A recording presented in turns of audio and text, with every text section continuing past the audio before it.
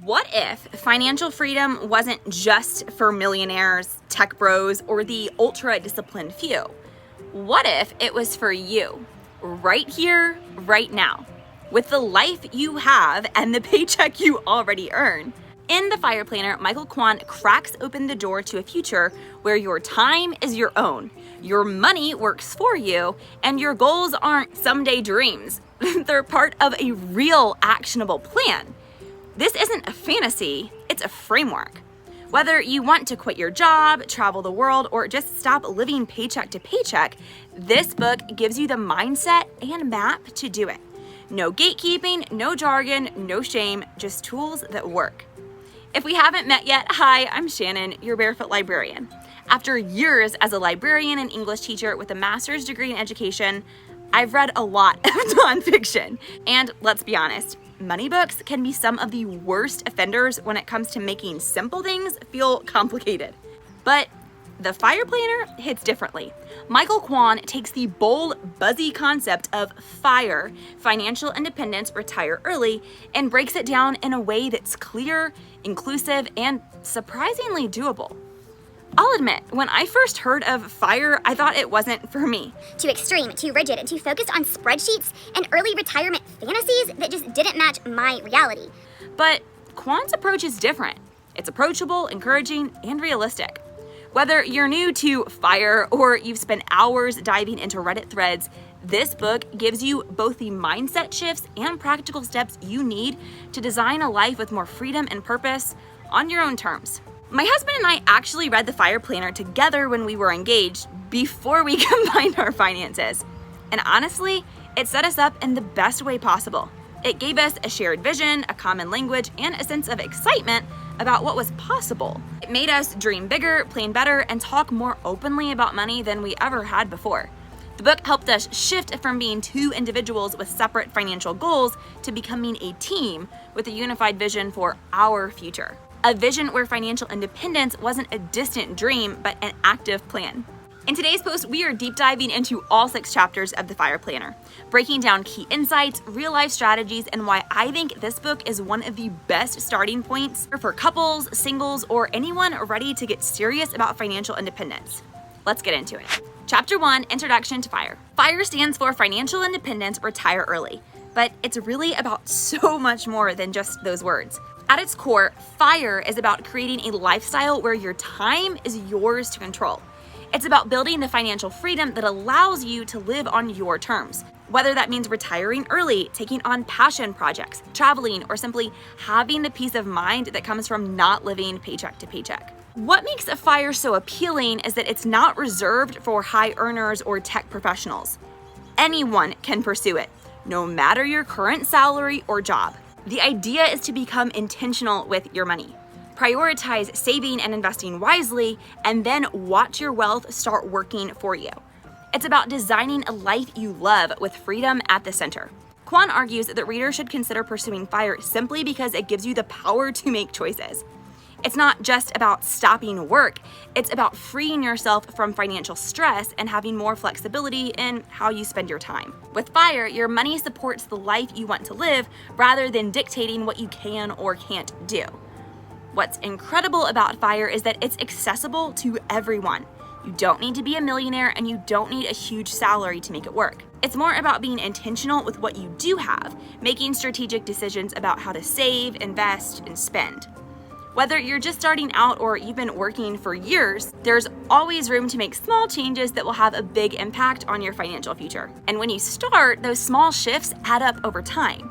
And there's no time like the present to start. The best time to start is right now, regardless of where you are in life. The earlier you begin, the more time you have to take advantage of things like compound interest and the power of consistent savings. But even if you're starting later in life, it's never too late to begin working toward financial independence. The key is to start where you are, with what you have, and take small, consistent steps toward your goals. Chapter 2, the FIRE mindset. Mindset is everything when it comes to FIRE. While saving and investing are essential, without the right mindset, you risk burning out well before you reach your goal. The first step is recognizing your money beliefs. These beliefs, often shaped by your upbringing, influence every decision you make. If you've been taught that wealth is out of reach or only for the lucky few, it's time to challenge those ideas. Building wealth is about consistency, not luck. Financial independence is within your reach no matter your starting point. Next, align your actions with your intentions. Imagine setting off on a road trip without knowing your destination. It's the same with FIRE. If your actions don't reflect your goals, you'll waste your time and energy. Small daily habits like budgeting, saving, or cutting back on unnecessary expenses will steadily move you closer to financial independence.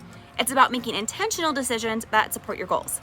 FIRE requires a growth mindset, seeing obstacles as opportunities. The journey might be tough, but with the right mindset, every challenge becomes a chance to learn and grow. When you believe that you can create financial freedom, you'll find ways to make it happen. Quan claims that by developing a FIRE mindset, you're not just making smarter financial choices, you're empowering yourself to take control of your life. The right mindset turns the journey to financial independence into an exciting, fulfilling adventure. Chapter 3, your FIRE numbers. Retirement, a number, not an age. Now, let's define financial independence. Simply put, it means you have enough money saved and invested that your investments generate enough income to cover your lifestyle. You can live off of the interest and dividends without ever touching your principal. And once you hit that point, you're free to choose how you spend your time. Work, travel, hobbies, you name it. First things first though, retirement isn't about hitting a certain age. It's about reaching a number. We've been taught that retirement is something that happens when we're 65. But FIRE flips that idea on its head. In the FIRE world, you get to decide when you're ready to stop working because you've built a nest egg big enough to cover your lifestyle. It's all about the power of compound interest and dividends. When you invest, your money grows like a snowball rolling downhill. The interest and dividends you earn from your investments keep adding up. And if you can get your nest egg big enough, you can live off of the interest without ever touching the principal. At least that's the ultimate goal. Financial independence where your money works for you and provides the freedom to live life on your own terms. So let's talk numbers. Don't worry, I'm not here to make it feel like math class, but if you want to get serious about FIRE, you need to know where you stand. It's like checking the oil in your car before a road trip. Knowing your net worth, cash flow, and debt gives you a clear picture of your financial health. Getting clear on your numbers isn't just for the finance nerds, it's for anyone who wants to be intentional about their money. Once you have a handle on these basics, you can start building your strategy for the future. You can't get to your destination if you don't know where you're starting from, right? Debt. Get it out of the way. Debt is a major roadblock on your journey to FIRE. It's the anchor holding you back from building wealth. But here's the thing. Debt doesn't have to be forever. Once you start tackling it, you'll feel the weight lift and your path to financial independence will open up. Focus on knocking out high interest debt first. Credit cards, payday loans, personal loans, whatever's costing you the most in interest. Then you can turn your attention to things like student loans or mortgages. The key here is being intentional. Every dollar you put toward debt is a dollar you get to keep for the future. It can be tough, but the sooner you get your debt under control, the sooner you can start building real wealth. Trust me, the freedom of being debt-free will be worth it. Cash flow, the bigger shovel. Here's a truth you can't ignore. Cash flow is king. The more money you make, the faster you'll reach FIRE. Think of it like digging a hole. A bigger shovel means you're going to make progress significantly faster. But you don't just have to rely on your regular paycheck. You can get creative and find ways to boost your income. Now, my husband and I are nowhere near retirement, but we've come a long way, and we didn't just sit back and wait for our normal paychecks. We started taking on overtime, side hustling, and even renting out our house to help cover the mortgage. In just a few months, our income went through the roof, way more than we ever imagined. Why? Because we got serious and creative. The truth is, when you get crazy about your cash flow, taking on extra work, hustling, and finding new income streams, you can make it happen. It's exactly what I hear all the time from people on the Dave Ramsey Show during their debt-free screams. You'll often hear people say that by the end of their journey, they were making way more money than when they started. Why? Because they decided to go all in and get after it. Net worth, the big picture. Okay, let's talk about net worth. Your net worth is just a total value of everything you own minus everything you owe. It's the big picture of your finances. The goal isn't just to have lots of stuff, it's about growing your net worth steadily over time. That means focusing on building your assets, things like investments, property, and savings, and paying down your liabilities, stuff like debt and loans. The goal is to increase your assets while decreasing your liabilities. The bigger your net worth, the closer you're getting to financial independence. It's not about having millions, though who wouldn't love that? It's about consistently building wealth. Okay, let's talk tech. I know, it sounds like a ton of work to track your numbers manually, but here's the beauty of today's world. Technology can save you a ton of time. You don't have to be buried in spreadsheets to keep track of your finances. There are tons of apps and tools out there that can do the heavy lifting for you. Mint, the Every Dollar app, and YNAB, You Need a Budget, are all great for tracking your spending and setting up a budget. Personal Capital helps you track your net worth and investments. This is bad. Wes actually is the one that tracks our net worth, and I forget the name of the app that he uses, but I will ask him and link it below for you. I should have done that before recording this video, and I didn't even think about it. Anyway, there are even platforms that automate your investing so you don't have to do it all by hand. We personally use Acorns, which is really neat because every time you swipe your card, it will round up to the nearest dollar toward your investments. It's called micro investing, and you don't even feel it. So if you're buying, I don't know, I'm thinking I buy sweet potatoes. If I go to the store and I buy sweet potatoes for $3.75, it would round that up to $4, and that extra quarter would go toward investments. It's so small, you don't feel it, but over time it adds up. And we did this for a few years and then finally looked at the balance, and the account had grown to a couple $1,000s. So that's kind of crazy, but Acorns is something we use. It's kind of fun. Obviously, I would not recommend that as your only form of investing, but it's a fun additional thing to kind of throw in just for kicks and giggles. As far as your more traditional investing, I would recommend having your bank set up to do automatic payments to whatever investment platform you want. There are several out there: Charles Schwab, Fidelity, Vanguard, and then within that, you could choose to do individual stocks. We personally do low-cost index funds. I have a whole nother video on that I will link below. Jack Bogle's Little Book of Common Sense Investing. Fantastic if you'd like to learn about index funds. Anyway, when you set it up to automate, you don't even have to think about it. It just automatically goes out of your account every week into your investments. And so you don't have to think about it. It just happens. It's fantastic.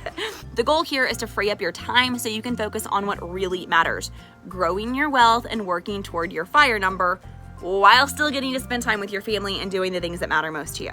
Let's break down the FIRE equation, which in the book, Michael Quan explains in pretty straightforward terms. The idea is to figure out how much you need saved up to live on the interest and dividends without ever touching the principal. Quan follows the 4% rule, which says you can safely withdraw 4% of your nest egg each year without running out of money. So that 4% comes from the Trinity study, which was a 30-year bird's eye view looking at different withdrawal rates for investments to see how likely it would be for someone's nest egg to continue lasting in market upswings and downswings and everything that goes along with that. And 4% was deemed as pretty safe. But I don't think that's foolproof. Seems a bit risky to me. I personally would want to add a bit more cushion, but it was very interesting, and I will link that below if you would like to check that out as well. All that aside, back to Quan's FIRE planner. Here's how it works. You take your annual expenses and multiply them by 25. For example, if you need $40,000 a year to live, your FIRE number would be 1 million, because 40,000 times 25 is a million. And in theory, once you hit that magic number, you would be free to retire if you so choose, whether that's at 40, 50, or 60. Now, while this formula is a great guideline, I personally lean toward being a bit more cautious. I like to have a little extra padding in my numbers just in case of unexpected expenses, market fluctuations, or changes in my lifestyle. The 4% rule is a great starting point, but in my view, it's smart to build a buffer into your plans.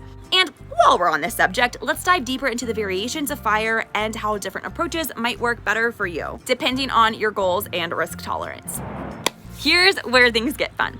Once you understand the basic FIRE equation, you realize it's not a one-size-fits-all. You don't have to follow some rigid blueprint or sacrifice everything you love to retire early.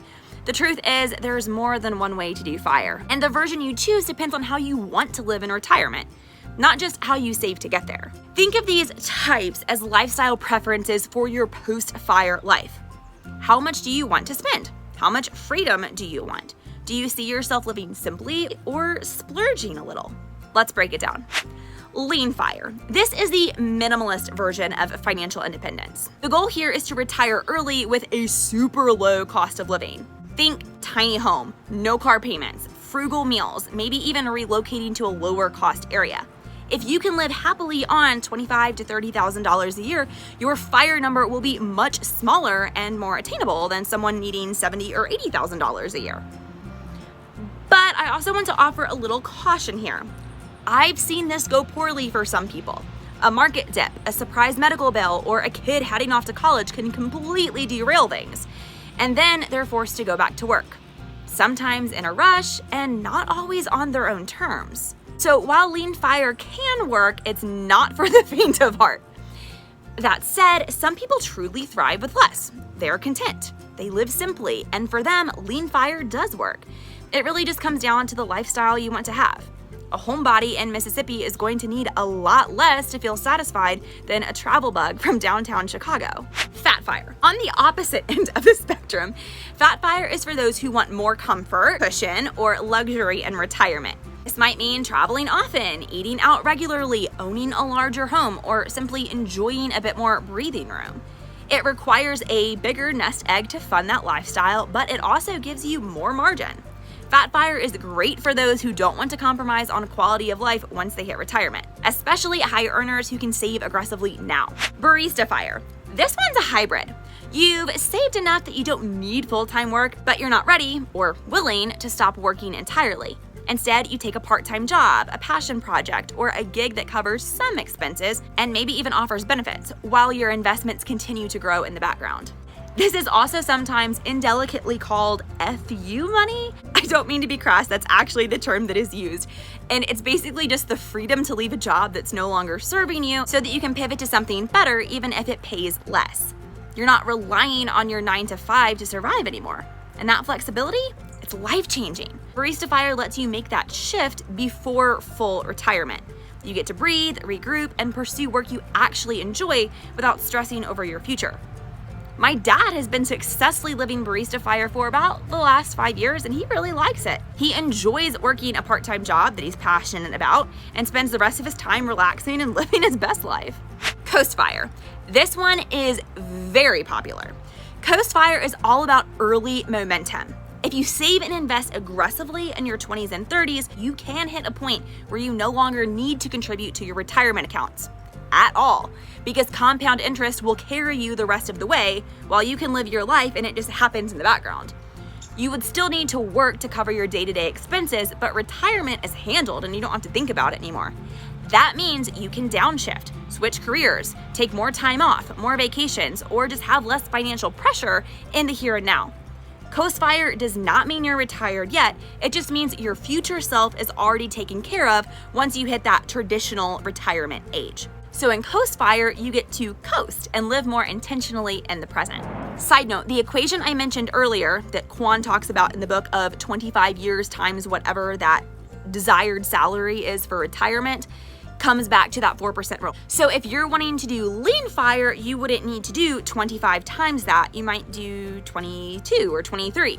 On the flip side of things, if you're wanting to do fat FIRE, you might need to do 30 or 35 times that number to get that nest egg kind of where you want it to be. Obviously, I am not a financial expert, so please do your homework, talk to a financial advisor before making any big money or lifestyle decisions. Just disclaimer on that. The bottom line is that FIRE isn't just about escaping work. It's about creating a life you actually want to live. These variations help you customize your retired lifestyle based on what freedom looks like for you. Whether you want to live simply, live large, or somewhere in between, you get to define what your version of FIRE looks like. So there you have it. Getting your numbers right is the key to building wealth and eventually hitting your FIRE number, whatever that looks like for you. It's not about having a perfect plan, it's about being consistent and getting organized. The sooner you start, the sooner you'll see your wealth grow and your freedom unfold. Chapter 4, Ways to Achieve FIRE. Let's talk strategy. By now, you know FIRE isn't a one-size-fits-all. This chapter is all about the different tools you can use to get there. You don't have to use them all, but knowing what's possible gives you more freedom to choose the path that works for you. Focus on FI, financial independence, not just early retirement. When most people hear FIRE, they picture someone retiring at 30, living in a cabin, and never working again. But honestly, that's not the point. For most of us, it's not even the goal. The RE part is optional. What matters most is FI. It's about buying back your time, having the freedom to walk away from the things that don't serve you, or the power to say yes to the things that do. Compound interest. This is where the nerdy math gets exciting. Compound interest is what lets your money grow on autopilot over time. It's why the earlier you start investing, even just a little, the better. I like to think of it this way. Retirement isn't an age, it's a number. If you can get your nest egg big enough to live off of the dividends and interest without even touching the egg itself, you're free. That's the goal. You just have to feed the egg and give it time to do its thing. New habits. No one builds wealth by accident. It takes some discipline, but also just habits. You don't have to change your whole life overnight. Start by tracking your spending. Automate your savings. Set a monthly money date with yourself or your partner. Get in the rhythm of treating your finances like something that deserves your attention. Over time, those small things build momentum, and that momentum is powerful. Saving for FIRE is the foundation. Getting your savings rate up, aka how much of your income you're keeping, is the fastest way to gain traction. Cutting expenses doesn't have to mean living like a monk. For us, it meant just being more mindful, making a meal plan, canceling a couple of subscriptions that we didn't use anyway. And yeah, say no to a few vacations. It's painful sometimes, but for us, it's worth it. Investing for FIRE. Okay, I know investing can feel overwhelming at first. I used to think that too, but it doesn't have to be complicated. I'm personally a big fan of keeping things simple, sweetie. Index funds, long-term thinking, and just staying the course. If you're new to it or want a better handle on the how, I recently made a whole video breaking down Jack Bogle's Little Book of Common Sense Investing. It's beginner friendly and linked below if you would like to check that out. Real estate. This one's a mixed bag. My husband and I bought a duplex to help offset the cost of our mortgage, and it's definitely helped financially. But I have to be honest, this is not passive. Wes does a ton behind the scenes, handling maintenance, working with our tenants, all of the things that you could think of. And we also had a nightmare of a first tenant who didn't pay rent and made our lives miserable in oh so many ways. And through that process, we got to learn all about the long, exhausting eviction process, which is not fun. But once we finally got great tenants, it was a game changer. Now it's a really solid way to offset our housing costs and build equity. Just know what you're signing up for and consider if that hustle and headache is worth it to you.